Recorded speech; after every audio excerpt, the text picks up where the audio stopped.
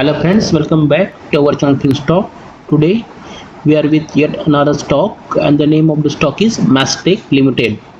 तो जैसे कि आप देख सकते हैं Mastech Limited ये जो कंपनी है, this company is established in 1982 and is provider of vertically focused enterprise technology solutions, having its presence in IT industry for almost 4 decades.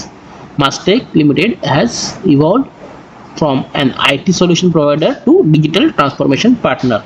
तो ये एक IT कंपनी है और अब ये डिजिटल ट्रांसफॉर्मेशन जो कंपनीज करती है उसमें ये अपने सॉल्यूशन प्रोवाइड करती है। तो अगर हम देखते हैं तो कंपनी का मार्केट कैपिटलाइजेशन जो है वो है 9,645 करोड़। तो ये एक स्मॉल कैप कंपनी है। इसका जो करंट प्राइस है वो है 3134। 52 वीक हाई जो है वो 3190 और लो है 2137। तो अभी ऑलमोस्ट अपने 52 वीक हाई के पास ये ट्रेड हो रही है। बुक वैल्यू जो है वो है 740। तो प्राइस टू बुक रेशियो जो निकल के आता है वो आता है 4.23। अगर हम देखते हैं तो कंपनी का PE 26.2 और इंडस्ट्री एवरेज जो चल रहा है वो है 39.3। तो ये अपने जो पीयर्स है इनके कंपेरिजन में अभी हमको सस्ती मिल रही है। उसी के साथ अगर हम देखते हैं तो पेग रेशियो जो है that is price to earning to growth ratio वो भी 1.02 मतलब ऑलमोस्ट ये 1 के पास है। मतलब ये फेयरली वैल्यूड अभी हमें लगती है ये कंपनी। इसी के साथ इसका डेट टू इक्विटी है 0.29, क्योंकि ऑलमोस्ट नेग्लिजिबल इस पर डेट है, जो कि एक अच्छी बात है। उसी के साथ ऑपरेटिंग प्रॉफिट मार्जिन जो है वो 16.2 और प्रॉफिट ग्रोथ जो है वो भी 35.1 की है। तो ये काफ़ी अच्छी बात है। फेस वैल्यू 5 है, तो फ्यूचर में ये स्प्लिट हो सकती है और भी। ये तो है इसका फंडामेंटल एनालिसिस। अभी हम नीचे जाके इसके प्रोस देखते हैं। तो company has been maintaining healthy dividend payout of 19.5%, जो कि एक काफ़ी अच्छा डिविडेंड हम कह सकते हैं।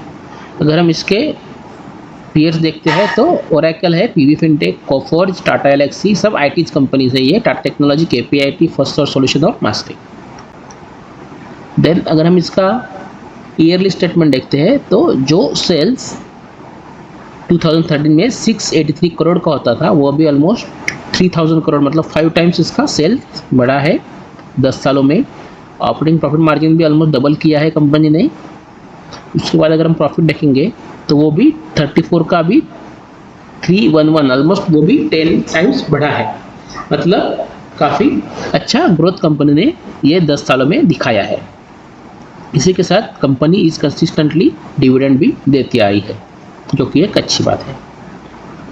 अगर हम देखते हैं कंपनी का शेयर होल्डिंग पैटर्न, तो प्रोमोटर्स के पास 37% शेयर थे, जो कि अभी 36% है। उसके बाद FIIs ने अपनी होल्डिंग बढ़ाई है, जो कि 4% से 8% तक लेके गए हैं। DIIs ने भी अपनी होल्डिंग 7% से 10% तक लेके गए हैं। और ऑफकोर्स जो पब्लिक है वो कम होगी, 50% थी, जो कि अभी 45% बाकी है। तो ये तो है इसका फंडामेंटल एनालिसिस। अभी हम एक बार चार्ट जाके टेक्निकली ये कैसा है उसे डिस्कस करते हैं। तो फ्रेंड्स, आप हमारे वीडियोस तो देखते हैं लेकिन इनको लाइक करें, उसी के साथ कमेंट कीजिए और अपने फ्रेंड्स के साथ भी शेयर कीजिए। उसी के साथ अगर आप चैनल पर नए हैं तो चैनल को सब्सक्राइब कीजिए और बेल नोटिफिकेशन दबा दीजिए, ताकि नए वीडियोस के अपडेट आपको तुरंत मिल जाएंगे और आप अपडेटेड रहेंगे। तो let's go to now trading view for chart analysis. तो मास्टेक का हम अभी चार्ट देखते हैं।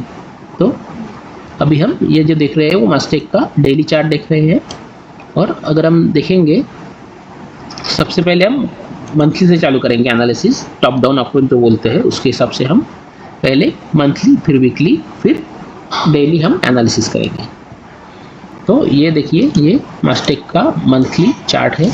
एक काफ़ी अच्छा 2020 में इसने अपवर्ड मूवमेंट दिखाया था और ऑलमोस्ट अगर हम देखते हैं तो यहाँ से लेके यहाँ तक 1574% के रिटर्न दिए हैं, या फिर हम नॉर्मल इसमें कहेंगे तो ऑलमोस्ट 20 गुना पैसा इसने बना के दिया है in just span of 2 years. जिन्होंने 2020 में इसमें इन्वेस्टमेंट किया था उनके पैसे 2 साल में ही ऑलमोस्ट 10 गुना हो गए हैं। उसके बाद एक काफ़ी अच्छा इसमें करेक्शन देखा था जो कि इसको ऑलमोस्ट हाफ जो था उसके करंट हाई से हाफ वैल्यू तक लेके आया था, और अभी फिर से ये इसके करंट हाई के पास अभी जाता हुआ हमें दिखता है। तो कंपनी में कुछ तो ऐसे बात हो रही है, जबकि इतनी डाउन मार्केट में भी ये स्टॉक कंटिन्यूसली आउट परफॉर्मेंस दिखा रहा है। इसके लिए ये हमारे रडार पे आया है और अभी हम इसको डिस्कस कर रहे हैं। तो अगर हम देखते हैं तो इसमें एक सॉसर पैटर्न जो हम बोलते हैं या कप एंड हैंडल पैटर्न, ये इसमें हमें दिखता है, और इसका भी ये जो हम अगर नेकलाइन डालते हैं तो ब्रेकआउट भी आ चुका है। तो हम अगर इसको यहाँ पे अभी आज बाय करते हैं, जो कि 3134 अभी चल रहा है इसके आसपास, तो हमें फर्स्ट टारगेट जो इसमें मिलेगा वो मिलेगा ये है 27% का, जो कि ऑलमोस्ट 3983 दैट इज़ 4000 के आसपास का हमें टारगेट पहला इसमें मिल सकता है। और फिर दूसरा टारगेट जो मिलेगा वो ये जो डेप्थ है इसको अगर हम ऊपर प्रोजेक्ट करते हैं तो 4800 के आसपास का हमें मिलेगा। तो अगर हम देखते हैं तो यहाँ से इसका जो रिटर्न हम कैलकुलेट करते हैं तो ऑलमोस्ट 56 to 50% के आसपास के रिटर्न हमें मिलेंगे, और स्टॉप लॉस जो हमें देना होगा वो 10% का बाय डिफ़ॉल्ट हमें देना है।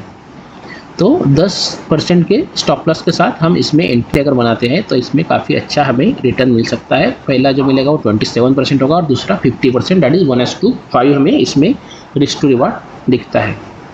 तो फ्रेंड्स, हम यहाँ पे ये जो स्टॉक डिस्कस किया है ये बस स्टडी पर्पज़ के लिए है, इसे आप रिकमेंडेशन की तरह ना लें।